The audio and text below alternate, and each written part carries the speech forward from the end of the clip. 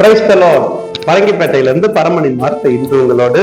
லூக்கா 11:8 சொல்கிறது, பின்பு தனக்கு அவன் சிநேகிதனாய் இருப்பது நிமித்தம் எழுந்து அவனுக்கு கொடாவிட்டாலும் தன்னிடத்தில் அவன் வருந்தி கேட்டது நிமித்தமாவது எழுந்திருந்து அவனுக்கு தேவையானதை கொடுப்பான் என்று உங்களுக்கு சொல்லுகிறேன்.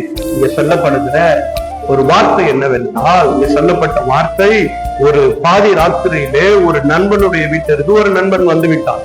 அந்த நண்பன் எழும்பி போய் பக்கத்துல இருக்க நண்பன் இடத்துல, பாதி ராத்திரியிலே நண்பன் வந்திருக்கிறான், அவனுக்கு தேவையான உணவு என்னிடத்துல இல்லை, 3 அப்பங்களை கடனாக கொடு என்று கேட்கிறான்.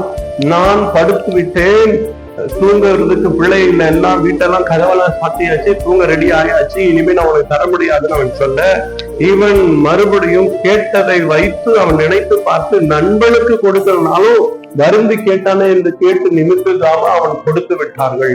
ஆகவே இந்த நாள் சொல்லப்படுகிற வார்த்தை என்னவென்றால், நீங்க கேட்டுக்கொள்ளுகிற எதுவானாலும் கர்த்தர் உங்களுக்கு செய்ய வருந்தி கேட்கிறவர்களுக்கு கர்த்தர் தர வல்லவராய் இருக்கிறார்.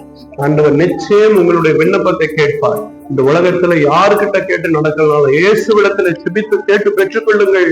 அவர் உங்கள் ஜெபத்தை கேட்கிறவராய் இருக்கிறார். உங்களுக்காக செபிக்கிறேன். அன்பின் ஆண்டவரே, தேவக்கரம் கூட இருந்து பாதுகாப்பு வேலன் தூக ஜெபத்தை கேட்டு கர்த்தர் பதில் தந்து வழி நடத்துங்க. எல்லாவற்றையும் தாழ்த்துவரும் பொறுப்பெடுத்துக் கொள்ளுங்க. இயேசுவின் மூலம் செபிக்கிறோம் நல்ல பிதாவே. ஆமென். God bless you.